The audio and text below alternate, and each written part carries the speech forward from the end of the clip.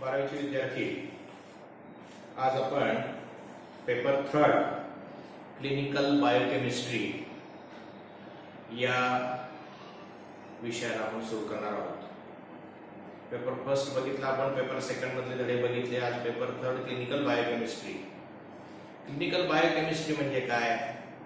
Clinic या शब्दाचा अर्थ आहे दवाखाना, रुग्ण तपासणी, रुग्ण निदान. आणि बायोकेमिस्ट्री म्हणजे जीव रसायनशास्त्र. तर क्लिनिकल बायोकेमिस्ट्री याचा अर्थ असा होतो की जीव रसायनशास्त्रातल्या तपासण्या किंवा जीव रसायनशास्त्राचा उपयोग कशासाठी? रुग्णाचं निदान करण्यासाठी आणि औषधोपचार करण्यासाठी. So in clinical biochemistry we are going to study the biochemical test and the biochemical process in the body so as to help diagnosis of a disease and its treatment. So clinical biochemistry is basically is a biochemistry which helps for diagnosis of a disease and treatment of a disease. त्यामुळे clinical बायोकेमिस्ट्रीला फार महत्व आहे. शरीरामध्ये ज्या वेगवेगळ्या जैव रासायनिक क्रिया घडत असतात त्याच्यामध्ये काही बदल झाला आहे का, काही बिघाड झाला आहे का? आपण जर लॅबोरेटरीत गेलो तर आपल्याला दिसेल की बायोकेमिस्ट्रीच्या खूप तपासण्या आलेल्या असतात तिथं. रक्तातली साखर तपासणी, ब्लड शुगर, किडनी फंक्शन, किडनीचं काम कसं आहे का नाही, त्याच्यामध्ये ब्लड युरिया, रक्तातला युरिया तपासणे, क्रिएटिनिन तपासणे, लिव्हर फंक्शन टेस्ट, लिव्हरचं काम तपासणे, त्याच्यामध्ये लिव्हर मधले enzymes, SGOT, SGPT, alkaline phosphatase, ह्या सगळ्या ज्या तपासण्या आहेत ह्या तपासण्या बायोकेमिस्ट्रीमध्ये येतात, क्लिनिकल बायोकेमिस्ट्रीमध्ये येतात. तर क्लिनिकल बायोकेमिस्ट्रीचं फार मोठं काम लॅबोरेटरीमध्ये असतं आणि हे क्लिनिकल बायोकेमिस्ट्रीचं काम आपल्याला आलं पाहिजे. आता हे काम करणं लॅबोरेटरीमध्ये खूप सोपं झालेलं आहे, कारण क्लिनिकल बायोकेमिस्ट्रीमध्ये बायोकेमिकल टेस्ट करण्यासाठी आता नवीन नवीन सोपी असे इन्स्ट्रुमेंट्स, साहित्य आलेले आहेत. एक फार चांगलं साहित्य आलेलं आहे, इन्स्ट्रुमेंट, त्याला म्हणतात बायोकेमिकल अॅनालायझर. बायोकेमिकल अॅनालायझर ते ऑटोमॅटिक स्वरूपाचं असतं, सेमी ऑटोमॅटिक स्वरूपाचं असतं. त्या बायोकेमिकल अॅनालायझरमध्ये अनेक बायोकेमिस्ट्रीच्या तपासण्या ऑटोमॅटिक होतात. पूर्वी एक टेस्ट करायला अर्धा तास लागायचा, आता 50-100 तपासण्या अर्ध्या तासात होऊन जातात. तर बायोकेमिस्ट्री हे एक फार मोठं ऍडव्हान्स्ड असं शास्त्र आहे आणि त्याचा उपयोग पेशंटचं रोगाचं निदान आणि त्याचा औषधोपचार याच्यासाठी केला जातो. म्हणून बायोकेमिस्ट्रीला फार महत्व आहे. तर या बायोकेमिस्ट्रीची बेसिक ओळख जी आहे ती आपण आता करून घेऊया. सुरुवातीचा आपला पहिला धडा जो होता बायोकेमिस्ट्री मधला, त्याच्यामधले काही भाग आपण आज बघूया. त्याच्यामध्ये विशेष करून बायोकेमिस्ट्रीमध्ये आपण first we will see the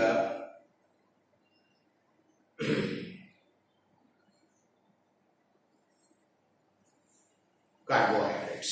carbohydrates हा धडा आज आपण बघूया. आता कार्बोहायड्रेट्स हा धडा बघण्यापूर्वी सर्वात प्रथम तुम्ही लक्षात घ्या की when we take the food in the body, आपल्या शरीराला जगण्यासाठी अन्नाची गरज असल्यामुळे ते अन्न आपण घेतो. व्हॉट इट कंटेन्स, त्या अन्नात काय काय घटक असतात. What are the contents of our normal food, what we eat, आपण जे खातो त्याच्यामध्ये काय घटक असतात, असा जर प्रश्न विचारला तर तुम्ही उत्तर द्या. रोज आपण जेवणामध्ये भाकरी खातो, चपाती खातो, भात खातो, डाळ खातो, वरण खातो, भाज्या खातो, फळं खातो. मांसाहारी लोक मांस खातात, मासे खातात, अंडी खातात. पण हे झाले अन्नातले आपल्या ताटामधले घटक. बायोकेमिस्ट्रीच्या दृष्टीने तुम्ही जे खाता त्याच्यापासून शरीराला काय मिळतं, तर बायोकेमिस्ट्रीच्या दृष्टीने जर विचार केला तर what we eat, what are the constituents of our food, आपल्या अन्नाचे काय घटक आहेत. So the constituents in our food are carbohydrates, त्याला शर्करा किंवा साखर म्हणतात.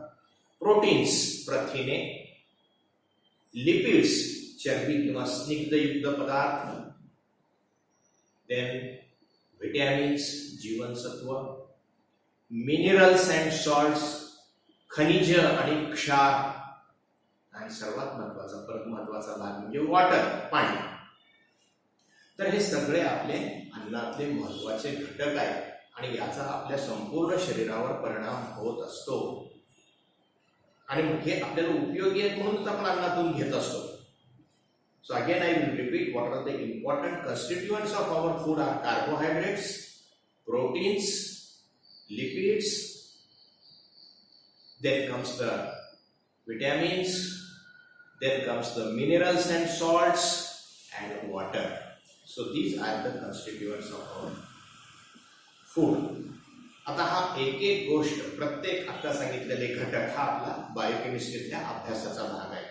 थोडक्यात एक धडा म्हणायला हरकत नाही. त्यातला पहिला भाग आज आपण बोलणार आहोत तो म्हणजे कार्बोहायड्रेट्स. कार्बोहायड्रेट्स किंवा शर्करा, साखर. साखर म्हणले की आपल्या डोळ्यासमोर गोड पदार्थ, डोळ्यासमोर लगेच तुला चहात घालायची साखर, दुधात घालायची साखर, तशीच खायची साखर. साखर ही गोष्ट आपल्या डोळ्यासमोर होतं, पण ही साखर वेगवेगळ्या स्वरूपात असते. मग त्या साखरेचं शरीरात गेल्यावर काय होतं? So what is carbohydrate? What is the definition? कार्बोहायड्रेट्सची व्याख्या काय? तर त्यातली पहिली गोष्ट तुम्ही लक्षात घ्यायचं, carbohydrates are carbon compounds. Carbohydrates काय आहेत? कार्बन पासून तयार झालेले पदार्थ आहेत. They are carbon compounds. Remember, this is the first thing you should remember. साखर तव्यावर एक चमचाभर साखर टाकली, काय होते? साखर जळते, चर्र आवाज येतो, काळी पडते. काळी पडणं, राख तयार होणं, इट कंटेन्स कार्बन. सी म्हणजे carbon. So the carbohydrates are carbon compounds. So what is the exact definition of carbohydrates? कार्बोहायड्रेट्सची एक्झॅक्ट डेफिनेशन पण सांगतो तुम्हाला. कार्बोहायड्रेट्स काय आहे आणि त्याच्यामध्ये काय घटक असू शकतात. So remember, carbohydrates, when we talk about the carbohydrates,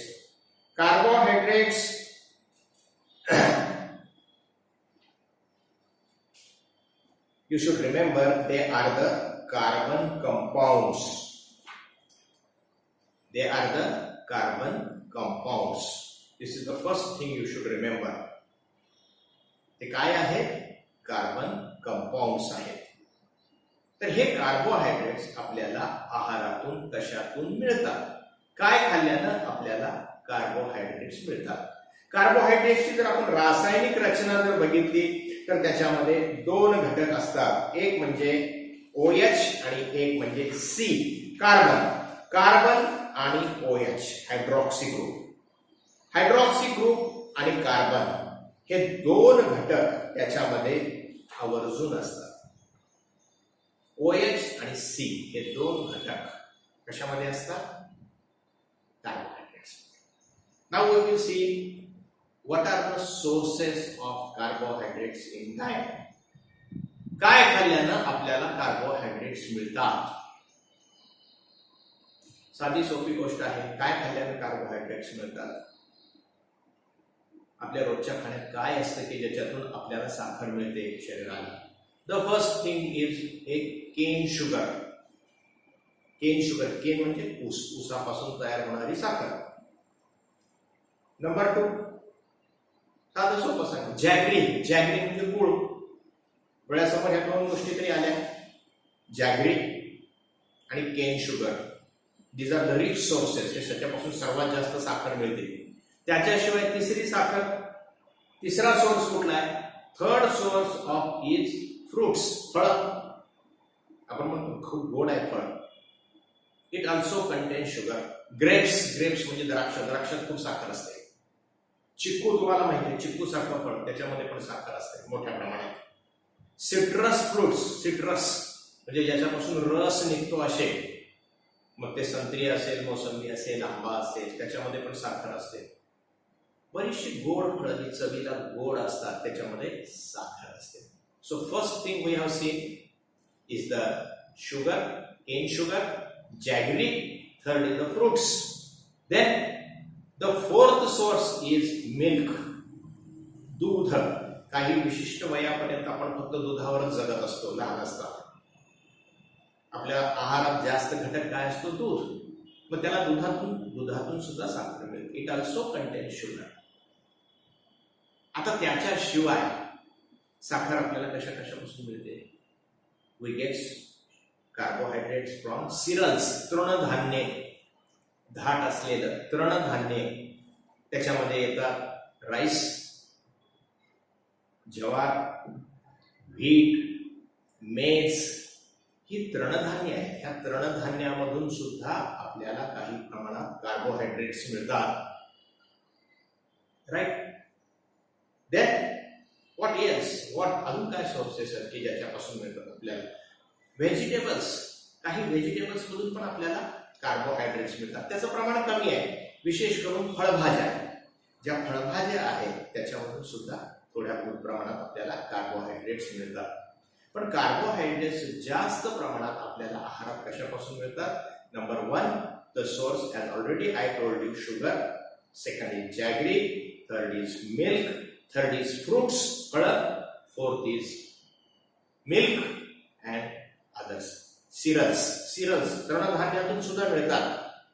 बाजरी खा तुम्ही, ज्वारी खा, मका खा, मक्याचं कणीस खाता तुम्ही, गोड लागतं का?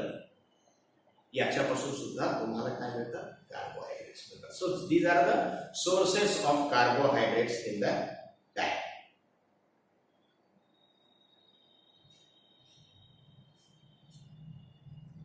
The carbohydrates are stored in the body in two forms. One is a starch and cellulose. Starch is converted into cellulose. So remember, starch is also a carbohydrate. Starch is also a carbohydrate. Now another important thing we are going to study is classification of carbohydrates.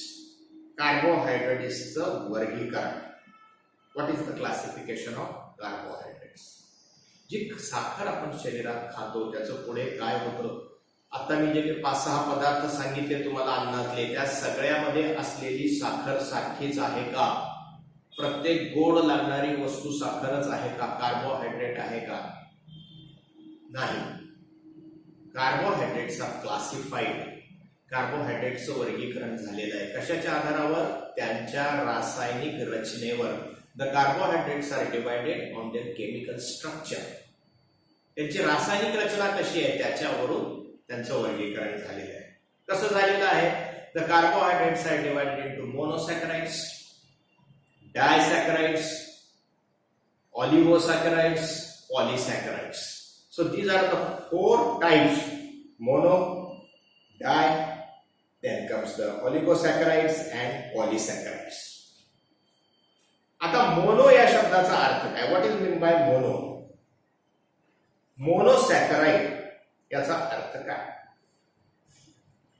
Mono म्हणजे एक. Mono म्हणजे एक. मोनोसॅकराइड्स they have got a very simple structure.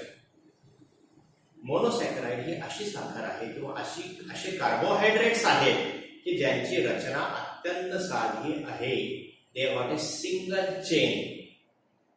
त्यांच्यामध्ये एकच साखळी आहे. Carbon carbon carbon एकमेकाला जोडलेली एकच साखळी, एकात एक कडी.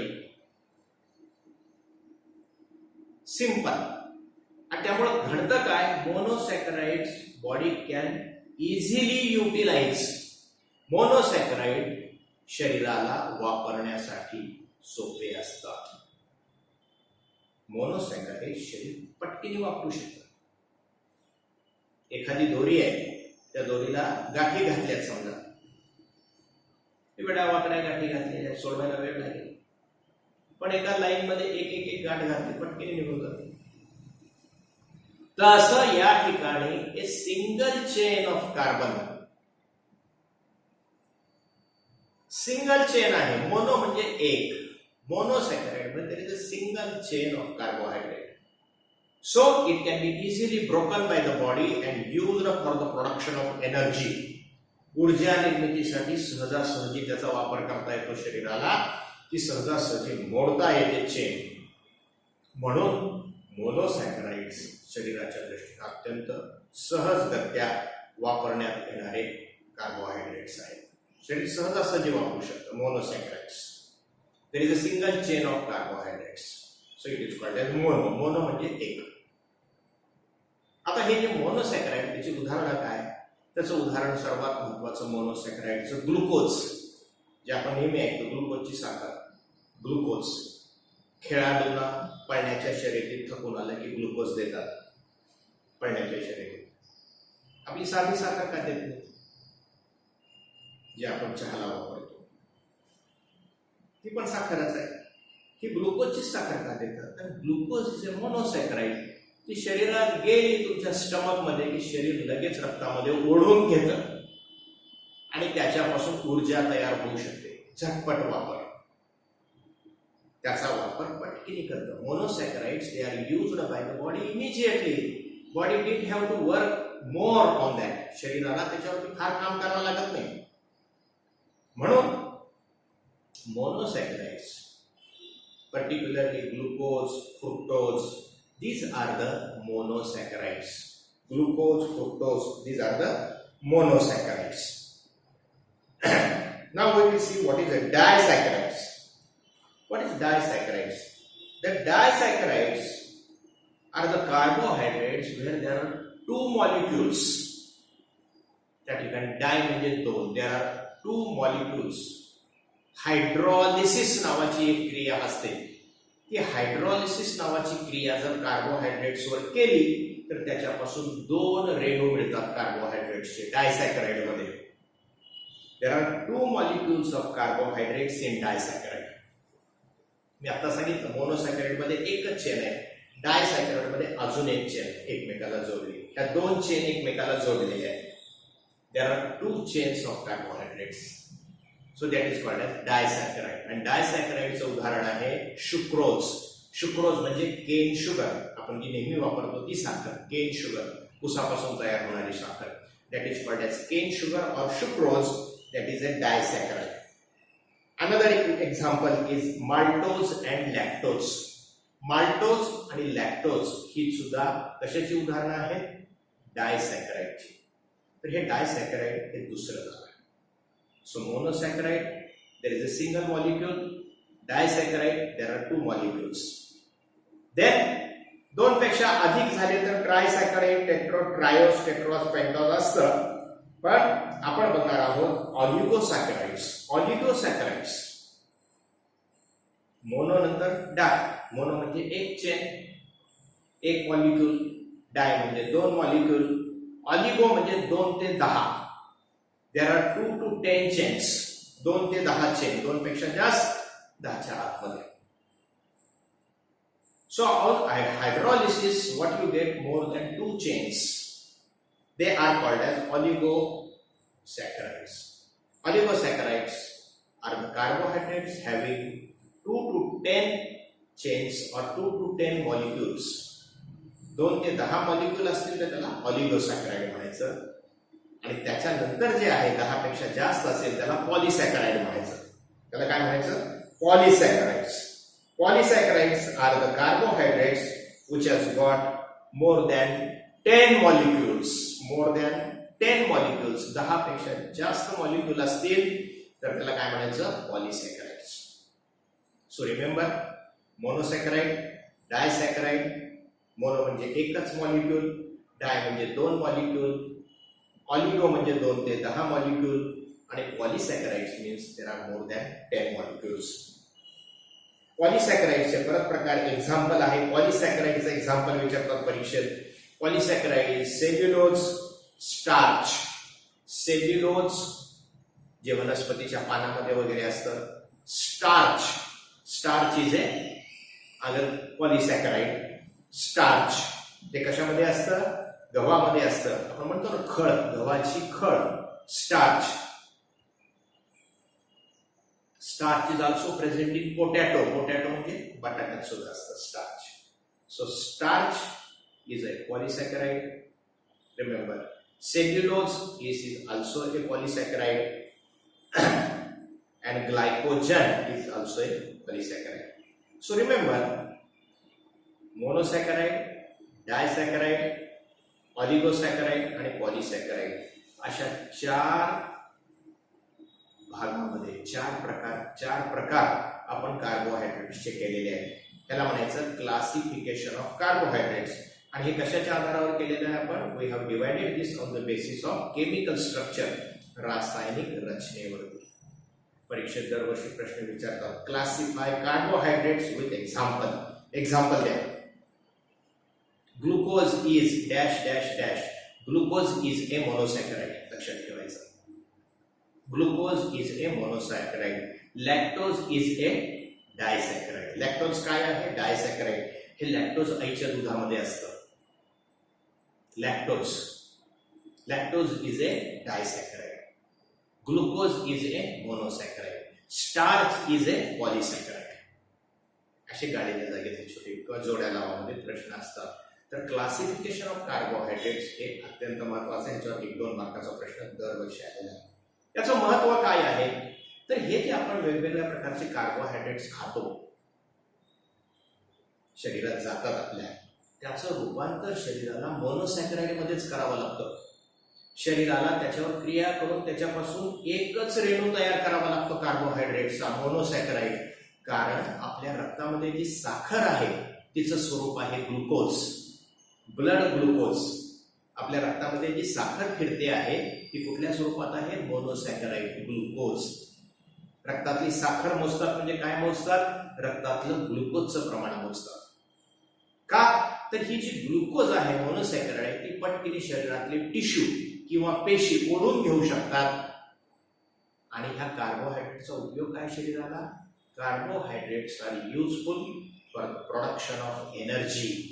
ऊर्जा निर्मितीसाठी, शरीराला चालण्यासाठी, दैनंदिन कामं करण्यासाठी, श्वास घेणे आहे, अजून शरीराची जी काही क्रिया आहे त्या सर्व क्रियासाठी ऊर्जा लागते. ती ऊर्जा कशापासून मिळते? कार्बोहायड्रेट्स. काढलेल्या जागामध्ये प्रश्न येतो, carbohydrates are used for dash dash for energy purpose.